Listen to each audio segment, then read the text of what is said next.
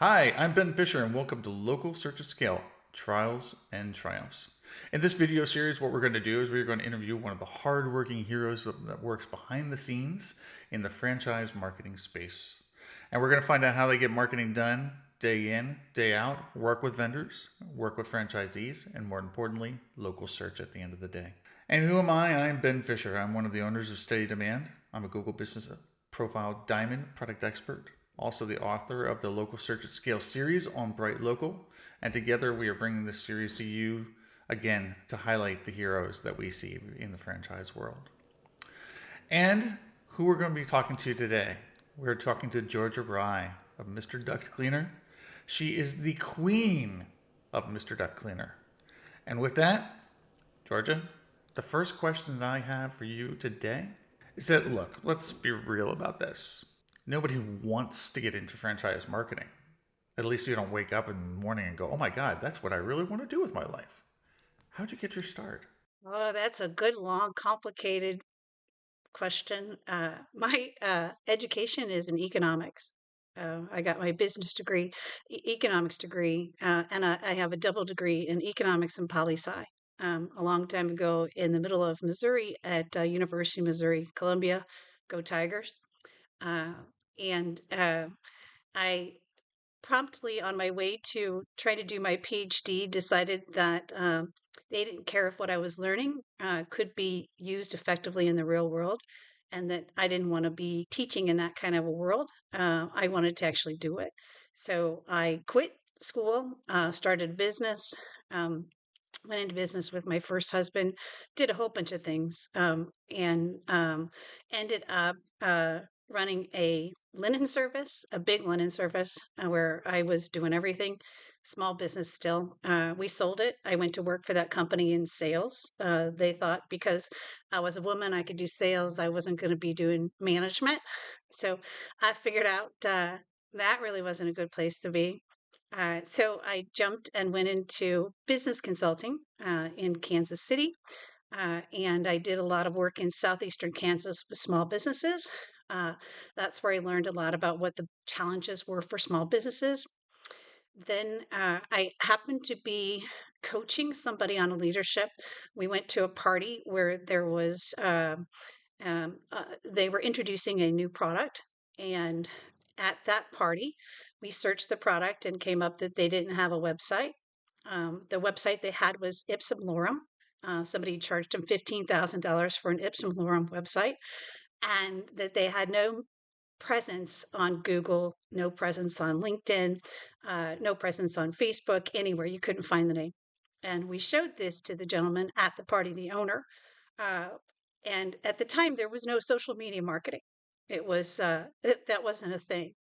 And so we told him, this is what you need to do to fix it. And he said, I don't have the time to fix it. How about you fix it for me? And he wrote me a check. So it's the first time I've ever backed into a business where they said, here's some money, now go do something with it. So go do something with it meant I had to learn and I had to make sure I could do what I told him I could do. I started writing blogs for him, started helping him with his website, getting natural SEO to learned all about keywords, jumped into the marketing stuff, ran this company. We had a partner. The partner and I were hired by a franchise company that was a sandwich franchise. They hired me to work with their marketing on an offshoot company that was a bread producer that supplied the breads to it. So it was a B2B play. It was how do you prove to another business that you can help them with their stuff? And it was kind of unique, and we got into that marketing. And together we did their marketing. At that point, my husband had taken on the role of the dean of school of franchising that this guy had set up for his franchise. And then they hired me to do the marketing for that, the school of franchising. So I kind of just kept stumbling into marketing. Um, Even though it wasn't what I studied, it wasn't what I did, but I know I could write and I liked it. And so I enjoyed that part of it, continued to do it, figured out that having a partner was not a good thing. And so separated ways, said goodbye to the partner. I took my customers, he took his customers. So then I was just doing it for myself, business for myself.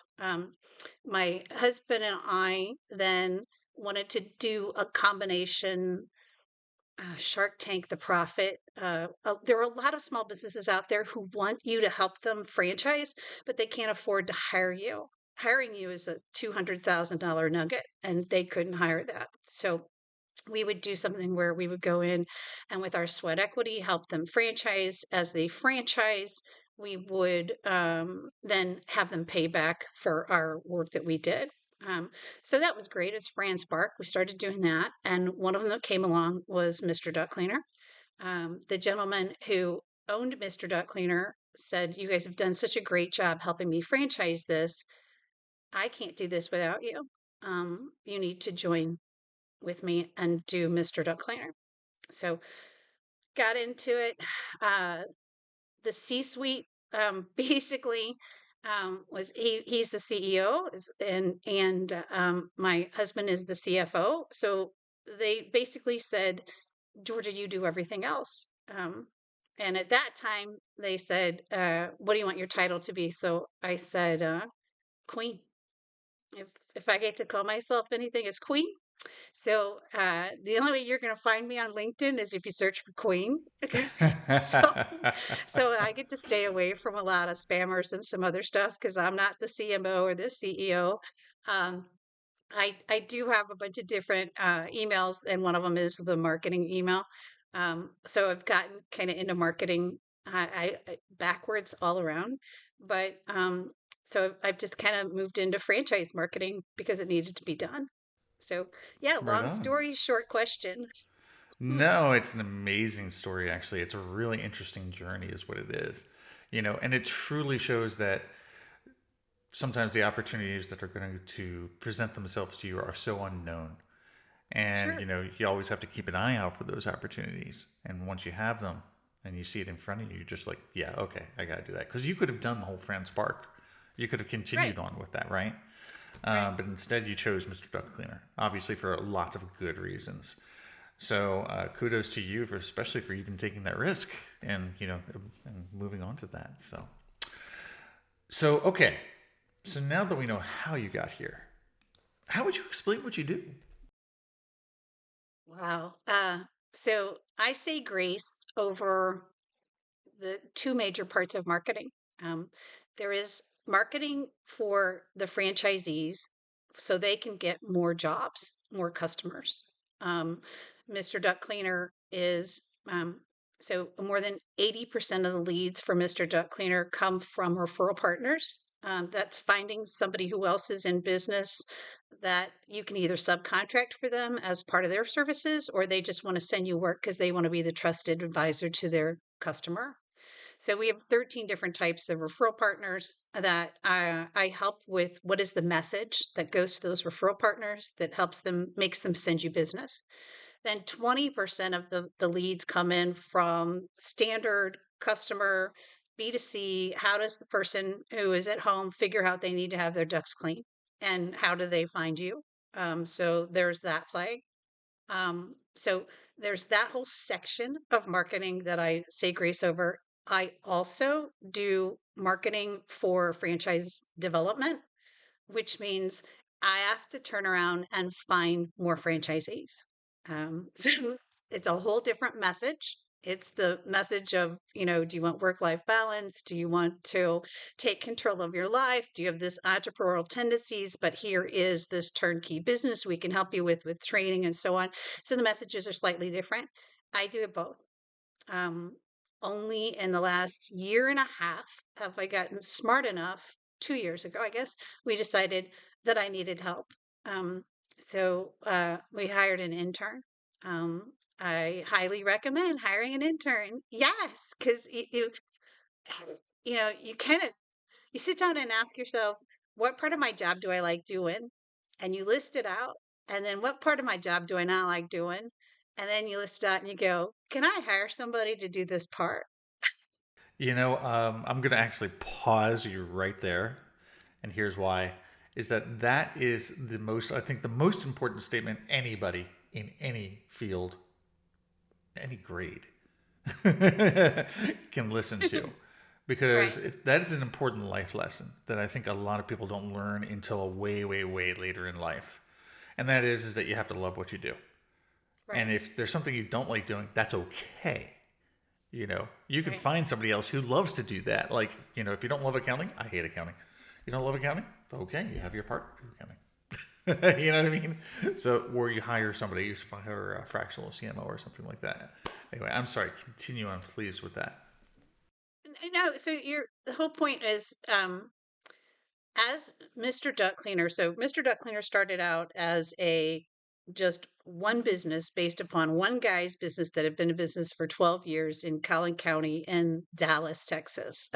Collin County is the richest county in Texas, one of the richest ones. So he had this very successful business he was running. We met him.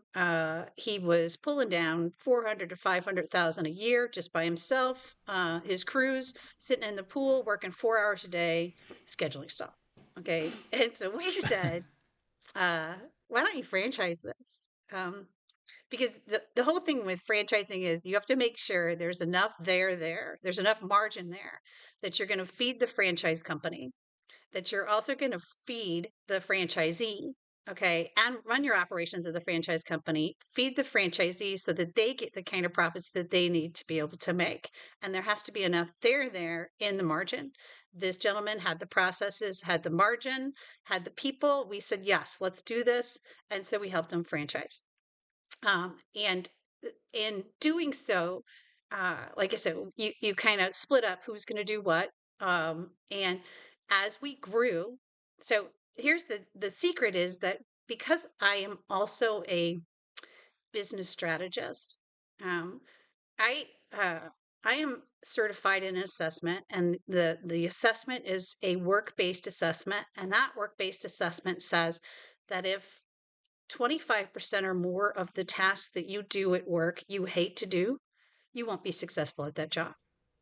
Okay. So you have to take a Interesting. look at that. Right. And so, I mean, it's great to say, yeah, I want to make sure that I don't hate hate less than 25% of my job. The reality is, when you're growing, you kind of have to do some stuff you hate in the beginning, but you always set the goal that I'm going to have somebody else do this. I'm going to have somebody else do this as I get on. So as we grew with Mr. Dog Cleaner, um, I don't I didn't take an accounting class. I don't like to do bookkeeping. Yes, I know how to do QuickBooks, and I've done it for many, many years with small businesses. And I use P&Ls to help people analyze what they're doing right, what they're doing wrong. I don't like to fix that P&L if the accounting is all. So we hired a bookkeeper. She's outsourced. Okay, we outsource bookkeeping. All right. So then we got further along, and it's kind of drilled down to, yes, Georgia likes to write. She also understands business. She understands business messaging. I think from marketing standpoint, most people don't understand how much you have to know to be a successful marketer. It's not uh it's not, oh, I just guessed at this and so I came up with this great campaign and my friend suggested this or whatever and I just threw this down on the pages and here's all these keywords. You have to learn emotions of your customers, emotions of the people who are going to send you business, the referral partners, emotions of the franchisees that I'm trying to find. You have to figure out what are the messages that they're going to do it. And basically, you're not just a marketer, you're a business strategist because you're looking at what do we do? What do we offer? What do we offer that people are going to want that we can sell in? And in doing that and organizing that in marketing, everything else flows from that. And marketing doesn't get the respect that it should get in the C-suite because basically when you build a Not at website, all. no, it's when you build a website, you're you're organizing your business because you're having to ask yourself, what are we selling? Why do people want to buy this? And what is the message that's going to get them to connect, to reconnect to them? What problem I am solving? That's all business strategy is. Okay. The only thing we're not putting up on the website is pricing. Pricing comes last, right? It's all about the strategy. Do you have something I need? And can I get it at a reasonable enough price that you can do it instead of me? Exactly. Exactly. Right. So, briefly, let's talk about that sub 25%. So, what do you don't hate about your job? Um, well, some of the stuff I hated, I now have the assistant doing. Okay, which is making the franchisees make sure that they've got that we can access their stuff through Loomly, making sure that the blog posts up, that all of the little things happen. I'm not good at finding pictures. I'm not good at playing with either Canva or Adobe, whatever else you would have used to try and fix the picture. That's not me. She does all that. Right Okay. on. So I hate that part. What I hate now, I hate that the franchisees and sometimes the other owners will act like the reason that we don't have more business is because my marketing isn't good. Yeah, and when it's the buck stops here, the buck stops with the marketer. Even though it might be, hey, there's a flaw with the product, or hey, the price on this might not be right, or hey, you're not clear enough on what it is that you offer these other people. So it always comes back to, well, you're not using Snapchat or TikTok or whatever. I saw this today. How come I didn't see our ad there? Maybe because that's not how we sell. Okay. So, and the thing is that you you're expected to do a lot with a little budget. And so then you got to figure out how am I going to make this work? I think what I hate is I feel like I am constantly on trial. I am constantly being scrutinized by both sides. The franchisees think I'm not doing enough stuff for them. The other owners think I'm not doing enough on selling franchise to get more franchisees. The owners think I'm not, maybe I'm not doing enough to get the franchisees business. Whatever. The blame comes to me, and I don't have broad shoulders anymore. Hmm. Um, I was gonna so say because it's a maybe lot of pressure, it is. especially like I don't know if you've suffered this or not, but a lot of the franchisees that the franchisors I deal with will sometimes have complete network outages where 50 to 70% of their locations on Google will get suspended, you know, Right. and there's nothing that you can do about it. It's Google that did it, but the franchisees don't look at it that way. Corporate doesn't No. look at it that way at all. No. And they call me up and they yell at me and say, help me get this unsuspended. You did this. I'm I going didn't out do of this. business Google in did two this. weeks. Right, right. And so the thing, I and that's basically how we met, Ben, because you are one of the Yeah. people that I chose to help me with some of the stuff I hate. Okay. Or some of the stuff that I did not know. Okay. And did not want to constantly know. Because there's the whole thing is with marketing, especially social media marketing, you can think that go to bed thinking I know everything about social media marketing there is to know. Wake up the next morning and you don't know anymore because there's a new thing out. There's a new way to reach customers. There's some game thing or some other thing that they've said we need to be on this or we need to be on that. How do you do that? And so we met because my franchisees were in a situation where it had been suspended. I had done everything that I could do with Google to try and get them to unsuspend. And the thing is, people don't realize setting up a Google business page is free.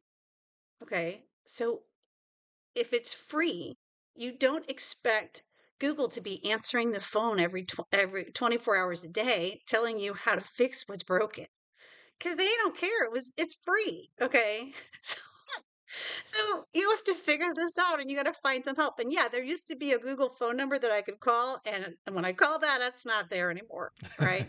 So there Exactly. are the experts that are out there. They're out there now in the paid space. You got to go out there and find some help. And is it worth it for you to find some help? You bet. But find the right help. Okay. Because there's a whole bunch of shysters out there. So You got that right. I did, I reached out and I put questions out there and said, this has happened. I have done this, this, and this. And I was in some Google space. I can't even tell you. You can tell me where it was because I'm sure that's where you market. But I went to the Google space, asked a question, got a great answer from your company. And it was you. And you said, do this, this, this, and this. So I came back to try and do it and realized that even if I got it done, something else was going to happen that I did not want to deal with.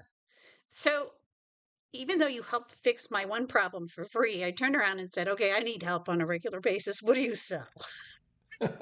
And so your marketing works because you answered for me. And I said, yeah, I need steady demand. Okay. And I need your help on it.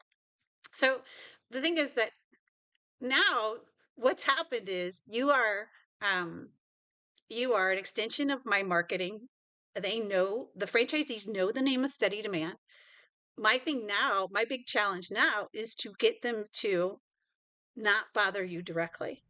Hmm. Okay, because Interesting. I don't want them, because if I let you, that would be 20 people coming at you with their little bitty problems every time. And the thing is that I this is what I do. I manage on the top of it. And I know that if I want to keep using steady demand, you're going to drop me as a customer if my people keep bugging you too much about stupid little things. Okay. No. So no, and I know you say no, but I'm trying to be this. This is a relationship where I want to keep the value where it needs to be, and the value is you show me what to do, I will tell them, and then make them behave. Okay. So a case in point, a couple weeks ago, a franchisee who they'd been suspended for a while, we finally got them unsuspended. They send me a note and say, half of my pictures have been rejected on my Google business page. Why is that going on? And what they want is, can I have steady demands information so I can ask them that question? I say, no. No, let me figure it out. I go in and I look at their Google business page, and every picture they've tried to post is the same. It is the picture up close of a very dirty duct. Okay, the Oh, duct is a flex duct.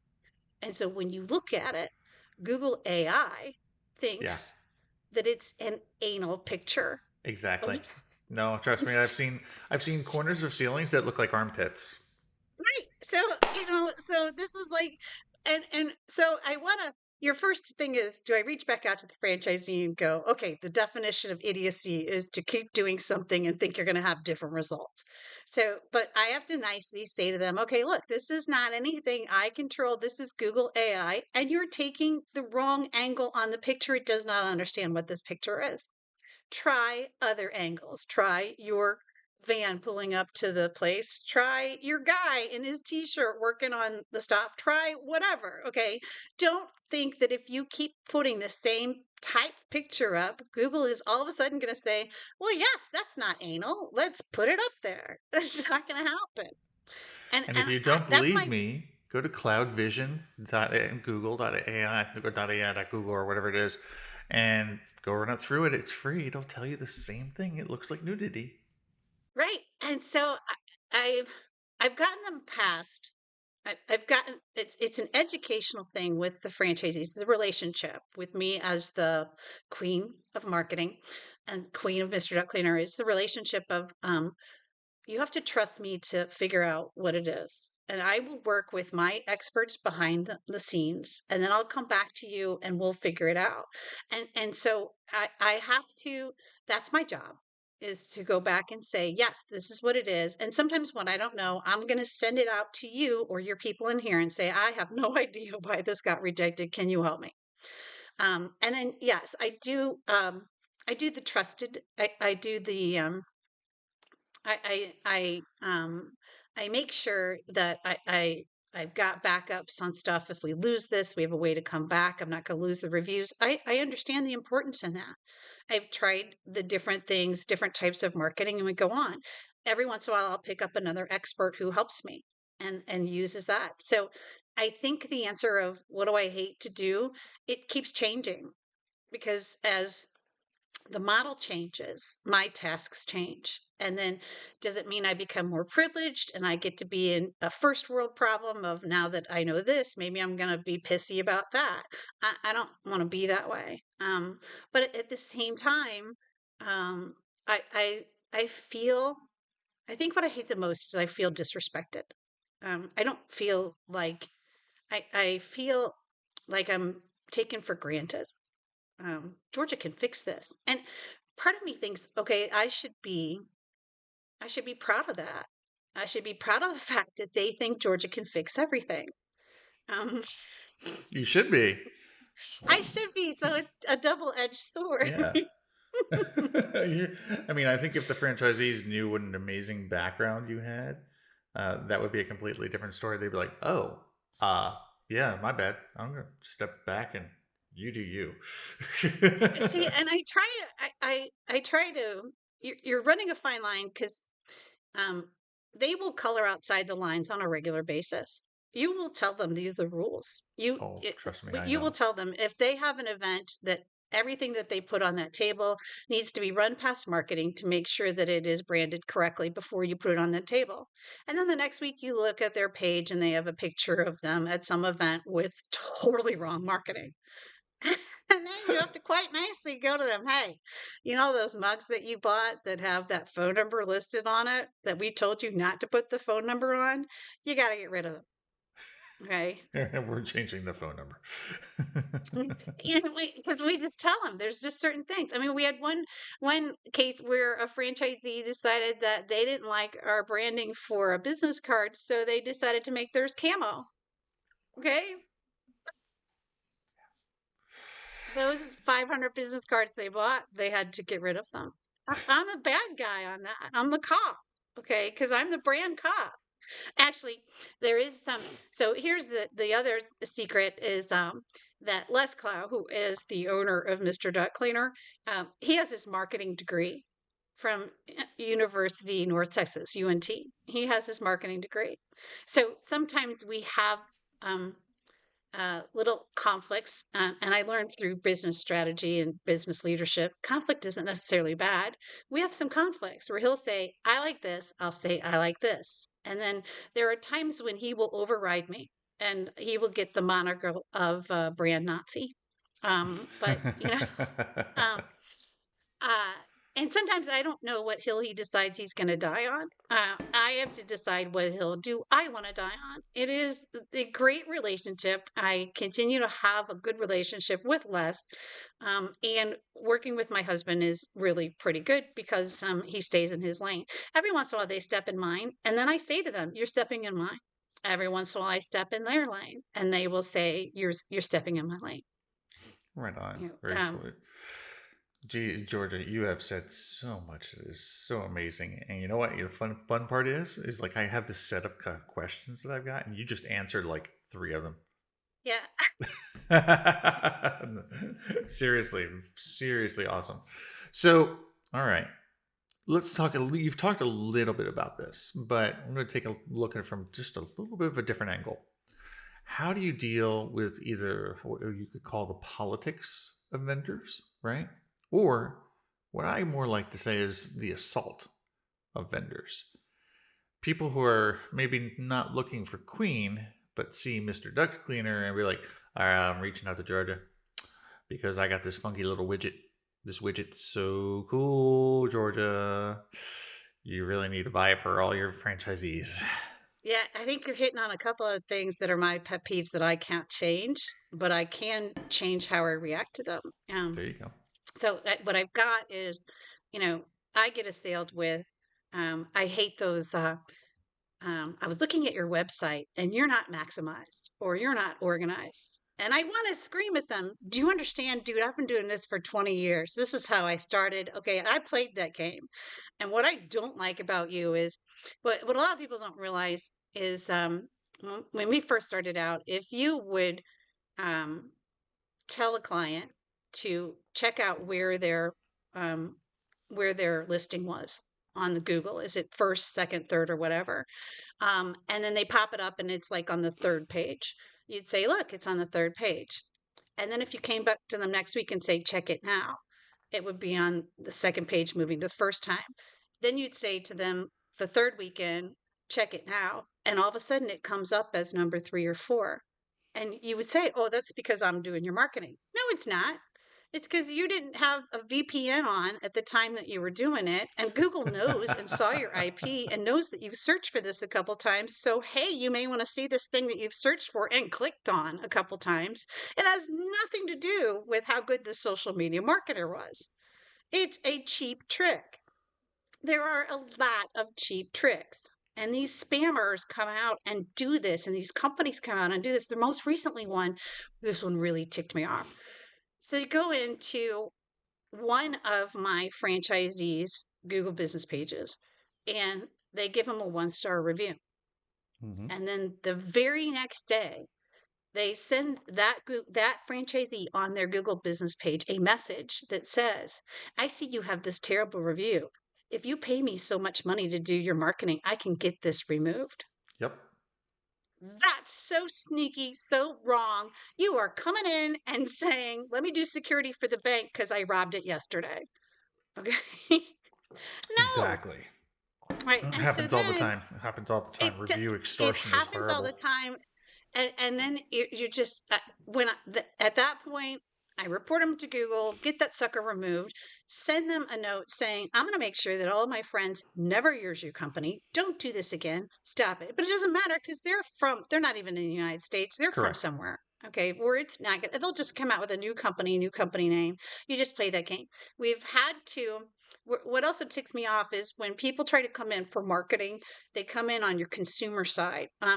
So on the front of our website, it Oh, says really? request a free estimate. Okay. So to request a free estimate, they will enter their name, some bogus phone number or whatever, and then they will put in the body of it their whole marketing stuff. And it will be 3 pages of stuff telling you how to do the marketing. Pisses me off. You came in the customer door to sell me something. Get out of line. And they want to Okay. insult you at the same time. Exactly. So what I've done to combat that one, and this one is an easier fix, is I've told my web guy, okay, we're going to limit the amount of words you can use on the request and estimate. So we're getting a little tighter on that. Now, um, so yeah, I have to circumvent the spammers, but it also helps me because it makes me think about. So more recently, um, you turned me on to BrightLocal, and so I started listening to some of the other podcasts and stuff. You had a guy on recently that was talking about communication and trying to make it easier for your customer to find you.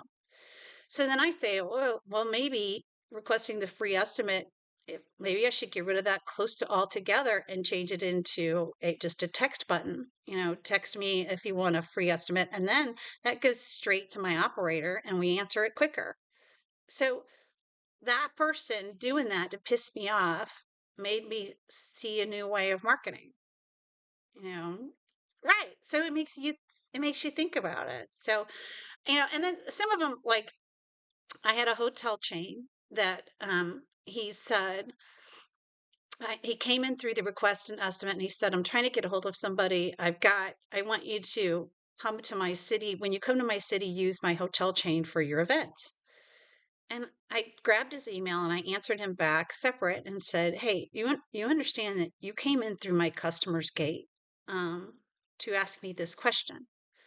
And he answers back and says, I said, it's comparable to me going to your reservation section and saying, can I talk can I sell you guys shampoo? Um, and he answers me back and says, well, I didn't know how to get a hold of you otherwise. I answer him back and said, do you not use social media?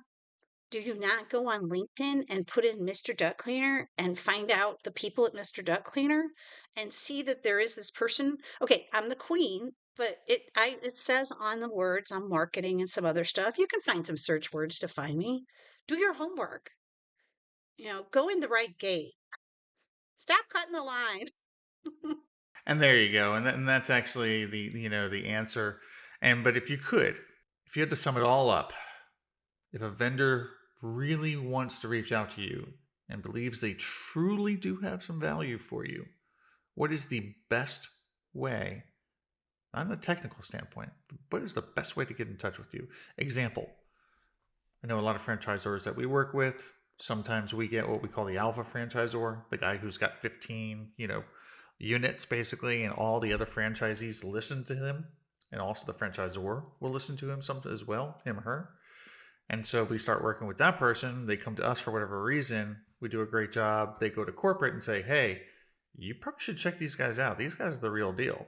Like, that's one way of getting a franchisor to maybe listen to your pitch. What would you say?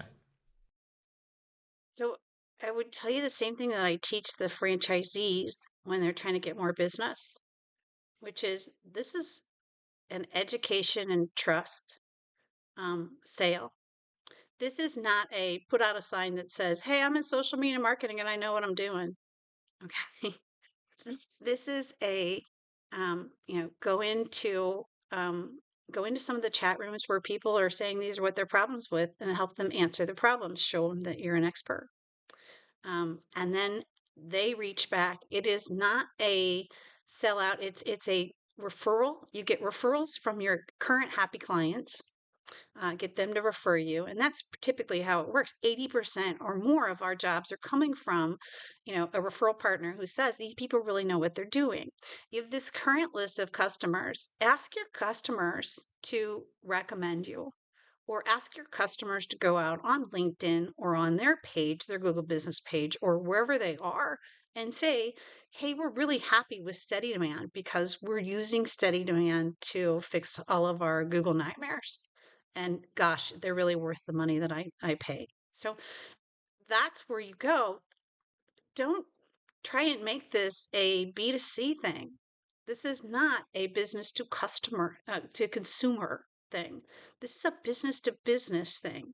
So you've got to show me that you are educated and you've got to show me that you know what you're doing. And don't diss my stuff and say, I can make your stuff better. It's pretty crappy right now. You have no idea. Okay. Don't start with an insult. Don't. Okay. You're laughing because it happens a lot. I know They will start. exactly how it goes. Right. So, I mean, I think this is a soft, I am not a hard sell person. This is a soft sell thing. It And is. you need to let me, the message to anybody who's in franchise marketing is I know that you have some things that are difficult to solve. I can help you with them. Um, but don't start out and act like you know what those things are in the beginning. What you have to do is just show them you're the expert. It is the how the how do I show somebody I am the expert at what it is that I'm doing. And I really think that's a great marketing takeaway, period, for anything, for anybody who actually is doing business. It's really Yeah. a great way. If you show that you just can help somebody, they're going to realize that you know what the heck you're talking about. They're going to reach out Right. to you when they have that problem. And then now it's a warm sale, right? Now you can Well, actually provide a value. what we forget to do sometimes is to ask our current customers to send us more work, which is, is there anybody else in business do you think I can help? Not can I sell somebody else for you and give you $100 Amazon card or whatever? No, it's a just hey, okay, we have this relationship. I've really helped you out on some stuff. Is there anybody else you know that might use our services that I can talk to? Can you give me an introduction? That's it. It's free to do that. It's really easy and it's free. And yeah, that's kind of what LinkedIn was about when LinkedIn first started. And it's gotten away from it. So it's kind of sad that it's gotten away from it, but it used to be the business to business. Hey, these people know what they're doing. and this is my friend, and my friend here could use your services. And I will vouch for you that you did what it is that you said you were going to do. So, and I love that. My next question is going to actually be about, oh my God, we're going to talk about local search here for a second. Yay! So, um, when it comes to local search, right? We've already gone over the fact that there's so many different things that we can do, and some of the things that you're doing are in-house that you do for your franchisees, and some of course is outsourced. I'm assuming the franchisees can also pick their vendors if they want to. I don't know if there's like a gating system that you have, like an approval process. But let's talk about local search and how do you manage to get your franchisees to get stuff done? How do you deal with local So, search in general, I guess is really the question. right. So, first of all, uh, I don't trust them to do their own post on a regular basis. Okay. Not at all. So that's what my intern does. All right. I still write a lot of it, but she'll come up with, because I like to write. So I'll write the stuff and then she will come up with this is the picture that needs to go along with it and so on and so forth. I will have her post it across the different franchisee stuff on a weekly basis. There is a schedule, there is a messaging board. We are deliberately doing it. Do I let them pick their own vendors? Not really. Um, okay, they can do their own little Facebook thing if they decide they want to. We let them know in no uncertain terms, is it a major mistake to do some of the home service boards, the thumbtacks, the home advisor, the Angies, because that just leads you to price sensitive customers that we don't want. So we know what our target is. So we do the social media marketing for them. They have parameters on what they are allowed to put up. We monitor it. And if I see something that does not belong on there, they get called immediately and told to yank it off. So most of them don't do it themselves. I have some that are very better than others. I have also some that will go into the black hole of trying to produce on social media and not doing their other work. Okay. Oh, look, I get to post on Facebook every day. It's fun. And when only 20% of your leads or less than that come from that source, quit spending all your time on that. What Spend your about time on your local referral partners. search, though? Local search, I mean, because we're talking a So lot deeper than social media here. so deeper than and here's the other, there's something that steady demand uses does for me that has really solved a big pain problem for me. Because I have monthly meetings with them, monthly marketing meetings where I tell them pictures, pictures, pictures, put pictures up on your Google business page. I get constant pushback. This technician doesn't know how to do it. This person doesn't know how to find it. He's posting on the wrong one. And so it was so painful that when I looked at something Steady Demand was doing, which was local picks, okay, and I don't know if I can tell this little secret or not, but this thing is Sure, go for sweet. it. Okay, so Thanks. local picks, basically, my franchisees all have one phone number that they send that picture to, and then it goes automatically up on their Google business page. That's nice. It's sweet. It's an easy way to get on. More importantly, they get text from that local number that says, "Hey, you haven't sent us a picture today. So send us a picture." Now, case in point, couple months ago, we put in front of them some of the data that says, hey, if you have 150 pictures or more, this is how much you'll increase your business. If you hit 300 pictures, you're going to exponentially increase your business. We put it up there. Collin County, our lead franchise, was doing it, and he was the attestament to it. We told this to all the franchisees. We gave them the local picks thing, told them they could pick their frequency. And so they picked their frequency, they did it. Some of them picked every 3 days, some of them picked every 5 days, some of them picked every 7 days for a reminder. Then the boss found out and said, "You guys are being silly. You are regulating yourself. A picture every 7 days is not going to get you to 300 pictures." Okay. So everybody by edict has to change it. So you get a text once a day that says, put a picture up on local pics. That's Okay. fantastic. And Okay. Doing that, it costs relatively minimal to do this thing. Okay. Very little compared to paying Google for local service ads, paying for Google searches, whatever else it is to show up. All that other things, those things, they pale in comparison to the results that we've gotten from doing local picks. So now I just recommend to all of my friends that are in business, if you don't have this, you need to do it. You know, I, I went to a restaurant the other night and posted on their Google business page, and the guy came over and I said, dude, you need to. And he said, I don't always have the time to do it. Or I said, do you take the pictures? He said, yeah. I said, well, there's this company here that does it. All you have to do is text it and it goes up to them. It's like phenomenal, right? That's fantastic. I don't, What are the other aspects, though? It's like, you know, do you allow the franchisees to have any control over the Google business profile? Do you allow them to choose an SEO company? I'm going to say that you probably don't. no. I think it sounds like everything's really top down with Mr. Duct Yes. Cleaner. And of Yes. course, you're going to have rogue franchisees, right? That Uh, we call that herding cats over here, you know. And so, but I mean, do they even want to know the complexity of it? I mean, of course they're going to complain about it regardless. You can't control that, right? they don't want to know. They don't want to know. So when on the messaging side, when I'm trying to sell to somebody who is going to be a potential franchisee, the first thing I start with is, we do your marketing.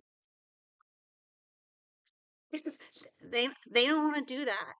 Okay, so this is our message that we do your marketing.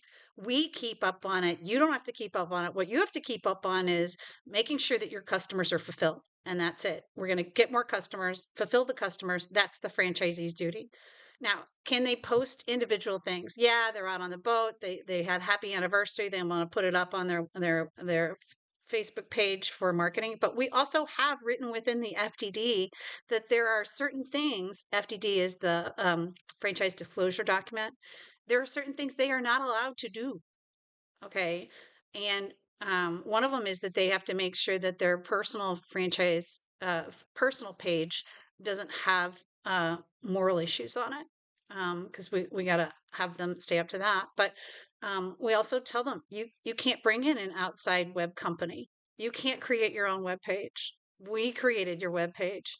We work your web page. We do it. Okay. This is all the things that we do for you so you don't have to. And that is one of the messages that I get people to sign up for Mr. Duct Cleaner franchises for, because they don't want to do this. They don't want to learn it. No, absolutely. Of And course, they're busy right, running their business. That's why they paid you in the first place. So, right. So, and I understand. So we have in the past had, uh, my daughter is downstairs in the basement doing Facebook and Instagram all the time. I want her to do my marketing for him. Well, there's nothing stopping her from posting on Instagram as long as you stay within our guidelines of what she can post on the Mr. Duct Cleaner page. And that gets monitored. Okay. There are totally. stories, and I won't tell them today because I'll get in trouble for them, but there's some pictures up that they posted a picture and you're like, what were you thinking? You know, why would you Yeah. post this? Get it down now. And so, um, but in terms of the local marketing, local pictures are the way to go right now. Will it be the way next year? I don't know. Do I want to know what the way is? Now, I have this great partner in Steady Demand that helps me figure out what is it Georgia needs next year that she doesn't even know she needs. Okay. Georgia, I'm just gonna get you a billboard, you know, that you can just throw stay demand up there. No, thank you for all the compliments. No, I mean, and the whole and I think that's part of business is, you know, that when people find a good partner, they Yeah, tell the world that they have a good partner to work with. absolutely. Because we want each other to succeed, and that's how it should work in everything that you're doing in terms of marketing, and especially on a B2B. It's like the relationship that we have with BrightLocal. We recommend and we talk about BrightLocal all the freaking time Right. because they're great people. It's awful. Right. And there's some people that do some things better than the other ones. I have a very good web guy. Do I want him to get really busy so that he forms his own, because he's a one-man show? Not really. But if somebody asks me who my web guy is, I'll send them information because I know he's really good. And that's hard to find. It is a relationship. Marketing and business is a relationship thing. Yes, you will have somebody that you break up with because you dated them, you went out on the first date, you guys had a meal together, and you figured out that they're eating the wrong things, or they're saying the wrong things, or there's something they're doing that's just not working out, and you separate yourself from them, and then you go to find somebody else that's going to help. And in the meantime, you do it yourself. Yep. My goal is to not do any of this except for what I like to do.